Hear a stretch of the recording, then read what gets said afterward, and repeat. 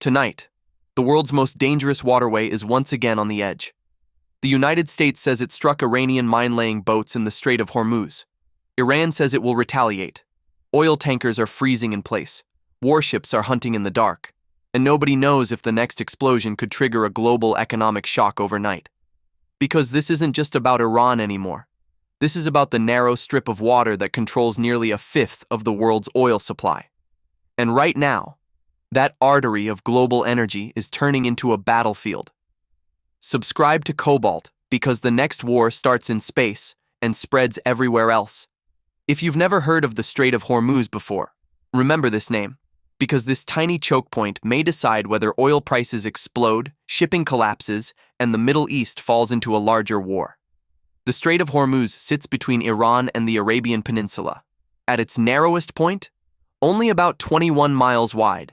And through this corridor flows one of the largest concentrations of oil shipments on Earth. Tankers carrying crude oil from Saudi Arabia, Iraq, Kuwait, Qatar, and the UAE all pass through here.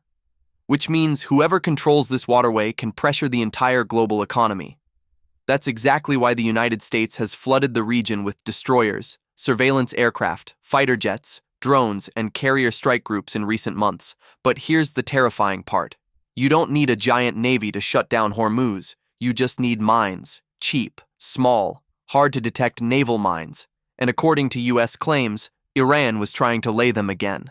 According to U.S. officials and reporting from TWZ and Reuters, American forces launched fresh strikes on Iranian vessels allegedly involved in mine-laying operations in southern waters near the strait.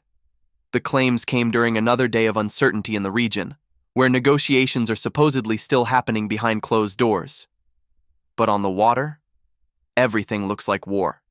Reports say U.S. forces targeted boats connected to Iranian naval activity while simultaneously protecting commercial shipping lanes. And this isn't the first time. Earlier this year, the U.S. openly warned it would attack any Iranian vessels attempting to mine the Strait of Hormuz. President Trump even issued what many called a direct kill order against Iranian boats involved in mining operations. That alone changed the entire balance in the Gulf. Because mines are one of Iran's biggest asymmetric weapons, they don't need to defeat the U.S. Navy head-on, they just need to create fear. Fear that a single tanker could explode, fear that insurance companies stop covering ships, fear that global shipping reroutes overnight. And once that happens, oil prices surge, markets panic, governments start calling emergency meetings, all from a few hidden explosives underwater. But the mines may not even be the scariest part. Because modern war in the Gulf is no longer just happening at sea, it's happening in orbit, in cyberspace, and through networks of drones and satellites tracking every movement in the strait. This is exactly the kind of battlefield Cobalt has warned about. A destroyer doesn't survive today because it has the biggest guns. It survives because it sees the threat first. And that means satellites, ISR aircraft, drone swarms, electronic warfare, targeting networks, real-time surveillance.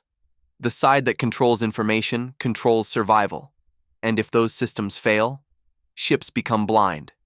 That's why even small attacks in the strait now risk spiraling into something much bigger. Because every side is operating under enormous pressure, with missiles, drones, fighter jets, and naval patrols all packed into one narrow zone. One mistake, one radar lock, one misunderstood maneuver. And suddenly, the world is watching another Middle East war erupt live. Iran isn't backing down. Following the latest strikes, Iranian officials warned they would retaliate against further attacks.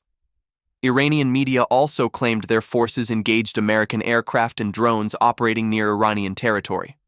At the same time, talks continue in places like Doha and Islamabad over reopening shipping lanes and reducing tensions. But diplomacy is struggling to keep up with events on the water. And that's what makes this moment so dangerous, because both sides are simultaneously negotiating and preparing for escalation. That combination has triggered disasters before in history, and the economic stakes are enormous. Remember, the Strait of Hormuz handles a massive share of the world's oil trade.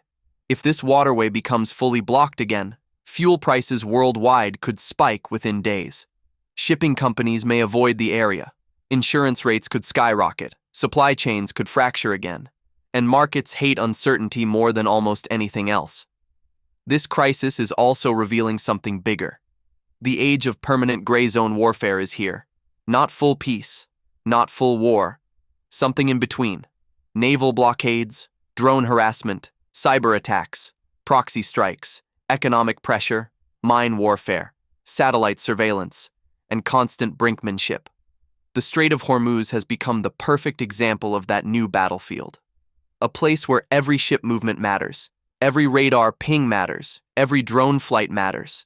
And the world is watching closely because the consequences spread far beyond the Middle East. This affects energy, trade, inflation, military alliances, and global stability itself. The terrifying reality? The next major escalation may not begin with a giant invasion. It may begin with a single explosion under a tanker in the middle of the night, and by the time the world realizes what happened, the crisis could already be unstoppable. Tonight, the Strait of Hormuz remains tense. American warships are still operating in the region. Iranian forces remain active. Negotiations continue behind closed doors. But uncertainty is everywhere. And in modern warfare, uncertainty is often the most dangerous weapon of all.